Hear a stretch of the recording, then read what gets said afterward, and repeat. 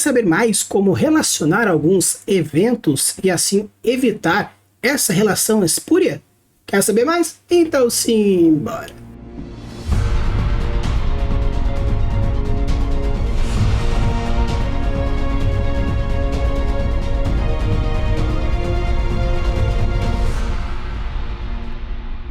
Alô, Libis, tudo bem? Aqui é o Rafael Campos e hoje nós vamos conversar um pouquinho mais sobre relação espúria. Quando a gente fala mais ou menos sobre essa relação, estamos dizendo sobre a relação que existe entre dois elementos que não necessariamente estão interligados, ou elementos que parecem que estão interligados de uma certa forma, mas não estão. Ou até mesmo alguns elementos que não parecem estar interligados, mas realmente estão, ou a partir de um efeito, ou a partir de uma causa. Quando a gente fala sobre a relação espúria, principalmente dentro do nosso world building, a gente tem que imaginar alguns fatores. Quando você vai criar alguma coisa nova no seu mundo fantástico, seja ele para o seu world building, para a sua história, sua campanha de RPG de uma maneira geral, é interessante que você explique o que você está criando. Às vezes, explicação de uma maneira rápida, direta, dentro do papel, de uma forma um pouco mais forte, caso você queira fazer um world building racional, um world building mais hard, ou que você precisa ter pelo menos dentro da sua cabeça, caso você queira fazer um world building mais soft, mais irracional, ou queira adentrar um pouco no nonsense. Seja por um, seja pelo outro, é interessante que você, escritor, que você, escritora, que você, mestre de RPG, world builder, tenha mais ou menos na sua cabeça algumas explicações para deixar um pouco mais crível e você evitar Deus Ex Machina ou alguns outros tipos de furo de roteiro, de cenário e assim por diante, fortalecendo a sua suspensão da descrença. De uma maneira geral, quando a gente fala sobre o fortalecimento dessas perguntas, desse aprofundamento que existe dentro da sua construção, é interessante você trabalhar os 3 porquês, ou pelo menos, né, os 3 porquês no mínimo, mas o mais ideal é a gente fazer os 5 porquês. Os 5 porquês basicamente é algo que existe dentro da questão da engenharia, onde você vai fazendo perguntas mais diretas sobre algum problema até que você chegue na causa raiz do problema. Colocando isso dentro do nosso mundo fantástico, utilizando o princípio dos 5 porquês na nossa criação de mundos fantásticos, você faz simplesmente uma situação, ou por exemplo, eu tenho um rio mágico que faz com que a água volte e a cachoeira seja inversa. Tá, beleza, mas por que então que por acaso esse rio ele corre ao contrário? Ah, porque ele é mágico. Ok, pergunta 2. Por que raios a gente precisa saber que ele é mágico? Ou por que considerar que ele é mágico? Ah, ele é mágico simplesmente pelo fato de que a deusa da natureza abençoou esse rio. Ok, pergunta 3. Por que raios uma deusa da natureza vai abençoar especificamente esse rio? Ah, porque quando a entidade da natureza teve um filhote, no caso um deus menor que seja, ele nasceu nesse rio e então assim ela decidiu abençoar esse rio. Ah, por que então raios ela quis abençoar esse rio, considerando que o filho dela nasceu ali? Ah, considerando a pergunta 4, durante o processo de criação desse rio, Deus Pai criou esse rio na criação e com isso ela decidiu banhar o filho nascido ali. Ok, mas por que ele criou esse rio? Ah, porque no momento que a deusa da natureza foi criada, existiu de alguma forma, o Deus Pai chorou criando esse rio. Claro que foi uma explicação bem superficial, até mesmo meio que jogada de qualquer jeito, mas é preciso ter uma ideia de mais ou menos como funciona a questão dos 5 porquês, onde você cria algo fantástico e vai colocando. É interessante que quando você faz os 5 porquês relacionando dentro de uma narrativa, você vai criando conexões tão mais fortes, fazendo com que os elementos vão sendo colocados, se você vai aumentando a suspensão da descrença ou até mesmo fortalecendo as interconexões, seja sociais, religiosas, sociais, históricas e qualquer outra relação que você quiser fazer. Aí você pode estar pensando, porém, eu não sou um escritor, eu sou um mestre.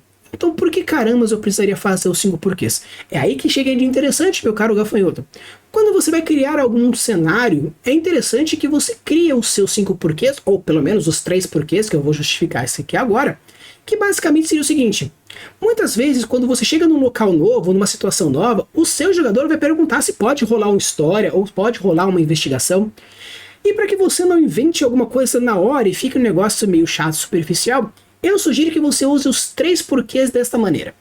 Você coloca 3 informações que são justificadas com esses 3 porquês, porém com graus de níveis de numeração. Basicamente seria colocar o seguinte: se a pessoa pedir uma justificativa ou pedir uma rolagem de história, investigação, religião, o que seja, você coloca, se ele tirar até 12 no total, eu uso essa informação primária. Se ele rolar até 17, você tem uma informação secundária, além da informação principal. Caso ele role 20 ou mais, 20 total, né, ou somado de maneira geral, você dá todas essas informações. Ou caso um jogador não peça e você tenha isso, você pode pedir essa rolagem para que isso seja diretamente interessante para a sua campanha. Então você pega dentro desses porquês do seu cenário, da sua instituição, da sua facção, da sua política, da sua qualquer coisa, e coloca 3 porquês, colocando uma numeração interessante dentro dessas construções, para que assim você tenha mecanismos para aprofundar e dizer que você realmente criou, construiu ganchos narrativos. E isso é o interessante de você colocar os 3, 5 porquês dentro da sua construção. Ou individualmente, caso você queira criar conexões mais fortes de todos os seus elementos do world building, ou pelo menos dentro dos elementos onde seus personagens irão interagir para conseguir ter uma profundidade. Agora você pode estar se perguntando, perfeito, porém o vídeo é sobre relação espúria, não necessariamente os 3, 5 porquês. Então por que caramba eu decidi fazer essa introdução? Eu quis fazer isso porque quando a gente começa a fazer os 3, os 5 porquês dentro da sua conexão, você percebe que, às vezes, algumas conexões que você vai fazer pode não fazer tanto sentido. Por isso é interessante você entender mais ou menos como funcionam os 3 ou 5 porquês, para que quando você for fazer as conexões, não caia no mau caminho da relação espúria. Uma relação espúria, também chamada de correlação espúria, é uma relação estatística existente entre duas variáveis, mas onde não existe nenhuma relação causa ou efeito entre elas. Essa relação estatística pode ocorrer por 2 puras coincidências ou por causa de uma terceira variável, ou seja, nesse último caso pode ocorrer que essas variáveis A e B sejam correlacionadas porque ambas são causas de uma terceira variável C, considerada também como variável de resposta comum ou fator de confusão ou variável oculta. Então, considerando agora que a relação espúria basicamente eu tenho um acontecimento A, eu tenho um acontecimento B, e por coincidência existe uma relação entre elas. Você pode utilizar a relação espúria de uma maneira realmente oficial no seu cenário, onde você quer causar essa coincidência para gerar um certo tipo de intriga, conflito, construção de arco narrativo ou construção de arco de personagem. Onde você coloca que tal personagem, por coincidência, estava lá, mas na verdade não faz sentido ele estar lá, por quê? Na verdade foi só uma coincidência mesmo. Se por acaso você quer fazer dentro da construção do Mice, onde existe uma investigação, nesse quesito é interessante você falar o que nós chamamos de Red Herring. Ou seja, é você utilizar da relação espúria de uma forma bem objetiva para que faça sentido dentro da sua história. Um Red Herring, para a galera que não está muito mais dentro dos conceitos de literatura, Red Herring basicamente é você colocar uma verdade ali, porém é uma mentira. A verdade que a gente coloca usando um Red Herring não é você escritor, você escritora, você mestre, mentindo propositalmente para o seu jogador para causar algum tipo de coisa. Mas sim é você dizer que é uma verdade, porém para aquele personagem, para aqueles personagens. Mas você, escritor, sabe que aquilo é uma mentira, com o objetivo de empurrar os seus personagens, empurrar os seus leitores para uma verdade um tanto obscura. O importante de você utilizar o Red Herring, caso você ache interessante, juntamente com a relação espúria, que é essa relação que existe interessante, é você fazer o seguinte: quando você usar o Red Herring, você criar algum possível gancho para criar uma suspeita ou uma pulga atrás da orelha que possa ser uma mentira. Ou, futuramente, você explicar que realmente foi uma mentira por causa de X ou de Y. No caso de uma investigação, é você falar assim, eu fui falar com tal pessoa, ela disse que o caminho era esse, mas na verdade o caminho era aquele. Aí você descobre que aquela pessoa que você perguntar era um informante, era um capanga, ou alguma pessoa que realmente, na boa vontade, porém, não sabia a resposta e falou uma merda para você. Então, o interessante dessa relação espúria, quando você coloca propositalmente dentro do seu mundo fantástico, dentro da sua narrativa, é com o objetivo de empurrar o seu leitor para lá e para cá, juntamente com o Red Herring, para você criar essas conexões diferenciadas. Porém, quando você usa relação espúria dentro da sua construção de world building, você pode causar algumas conexões que não fazem sentido, fazendo com que isso se torne um erro. Claro que fazer uma relação espúria dentro de uma narrativa sem querer, não existe o certo ou errado dentro do mundo criativo. Porém, quando a gente fala assim, se deu certo ou se não deu certo, cogitando dentro do seu público-alvo, aí é interessante você avaliar. Então, cuidado. Alguns textos, principalmente alguns que eu já avaliei, seja ele de uma forma mais tradicional com os colegas ou com o grupo que eu faço dessa mentoria, às vezes a pessoa quer colocar uma relação direta aqui e ali. É isso por causa disso. Uma causa-consequência simples. Mas como essa causa-consequência não existe uma lógica A, B, criando isso, fazendo, por exemplo, um falso cognato ou até mesmo uma falácia, você pode causar alguns tipos de complicações dentro da sua lógica, baixando a suspensão da descrença e desfortalecendo, né, enfraquecendo a bolha da suspensão. Então é interessante você imaginar o seguinte: quando você for criar os seus 5 porquês, os seus 3 porquês dentro da sua correlação de world building, ou narrativa, ou de personagem, saiba que, caso você queira criar coincidências, elas precisam ter uma relação direta. Caso não tenha uma relação direta, você precisa colocar esse terceiro ícone, que a gente chama de, por exemplo, variável oculta, que é essa variável que cria conexão entre os dois. Por quê? A e B não estão colecionados, não estão relacionados. Eles só estão relacionados porque existe um terceiro C que modula essa relação. Uma vez eu estava conversando com um colega e ele estava falando sobre o quesito de dentro do meu universo eu queria que tivesse uma relação mágica com as estações do ano. Aí eu perguntei, essa relação mágica com as estações do ano é algo que a população deduziu que poderia ser, porque coincidentemente, na prática, as estações do ano alteram a magia, ou você realmente quer fazer algo que seja modulado pela estação do ano?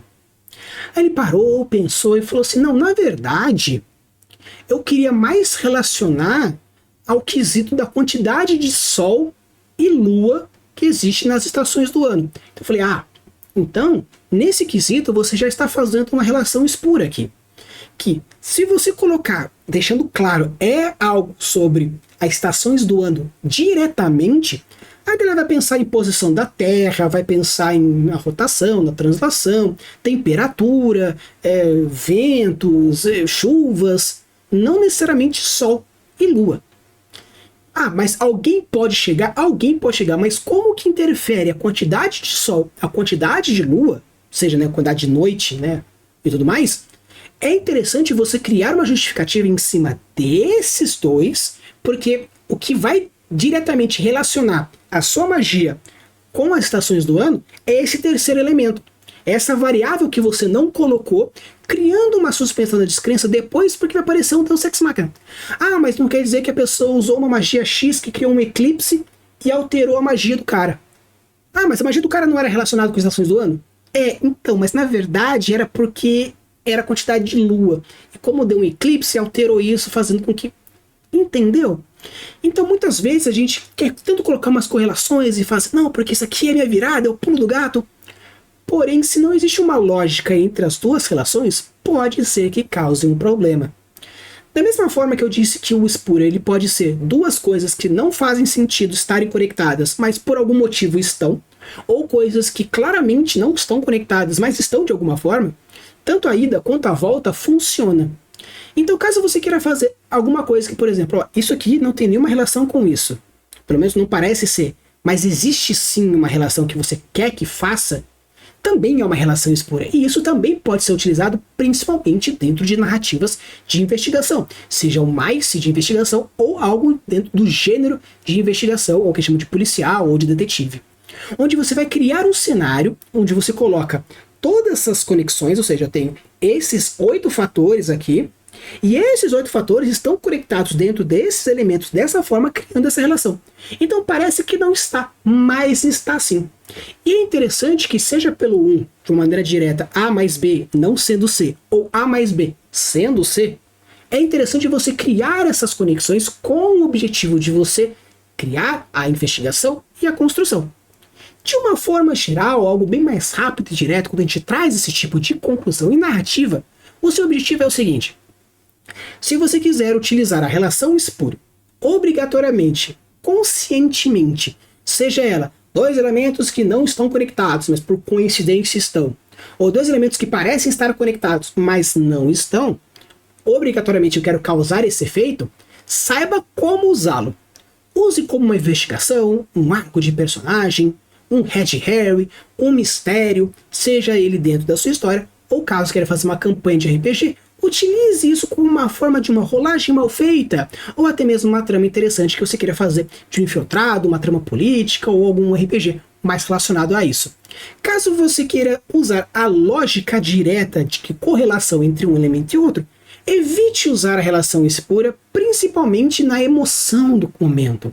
Porque se eu estou criando um objetivo de topificar a justificativa da minha criação, Red Herrings, mentirinhas, pulgas atrás da orelha, isso na verdade não gera algo positivo, gera um estranhamento, gera uma falta de habilidade, parece que você errou em algum lugar. Então cuidado na hora de você usar ou um ou o outro dentro da sua narrativa, porque isso pode sim dar um problema. Então pessoal, de uma forma geral, eu quis trazer essa discussão aqui com vocês, eu acho bem interessante a gente conversar um pouquinho sobre essas relações, principalmente pelo fato de que muitas teorias que estão fora da literatura, você sim pode usar aqui dentro. Como eu já trouxe para vocês, como por exemplo, os 5 porquês, que é algo que a gente puxa lá da engenharia, o próprio Genius Loci, que é algo que a gente puxa lá da arquitetura, e no caso aqui, nós estamos trazendo algo que puxa da probabilística, da estatística. Então existem diversos outros conceitos fora da literatura que sim você pode usar dentro do seu mundo fantástico, seja para um lado, seja para o outro. Então se você é um cara que pensa, nossa, mas eu sou matemático, como eu posso utilizar isso? Existem diversos conceitos na matemática, principalmente na geometria, que você pode utilizar nos conceitos do seu mundo fantástico, até mesmo existe dentro de alguns mundos fantásticos mágicas relacionadas à matemática propriamente dito. Ah, mas eu sou uma arquiteta que... Arquitetura, com certeza você vai conseguir juntar. Ah, eu sou um servidor público. Cara, tudo é possível. A Camila Fogazzi, ela é uma contadora e já colocou diversas histórias dela, coisas relacionadas à contabilidade, à questão social, algumas burocracias, algo chato, ela incorporou dentro do mundo fantástico dela, deixando uma trama bem mais interessante, algumas tramas políticas bem interessantes, ou até mesmo as tramas sociais bem interessantes, onde existe essa burocracia, essa questão mais de controle da sociedade. Então, qualquer conceito você consegue incorporar. Claro que às vezes, dependendo do gênero que você está fazendo, um certo tipo de conhecimento é um pouco mais interessante. Se você quer fazer um terror médico, por exemplo, com certeza você sendo um médico ajuda bastante. Quer fazer um terror psicológico, sendo um psicólogo, com certeza você vai conseguir fazer mais. Ah, eu quero construir um mundo arquitetônico, com certeza você sendo um arquiteto, uma arquiteta vai ter muito mais autoridade para construir, mas não impede de você usar ou um conhecimento mais comum, ou uma outra pessoa que manja um pouco mais, uma pesquisa um pouco mais importante, ou algo mais que você vai aprendendo no decorrer das suas leituras e dos seus estudos.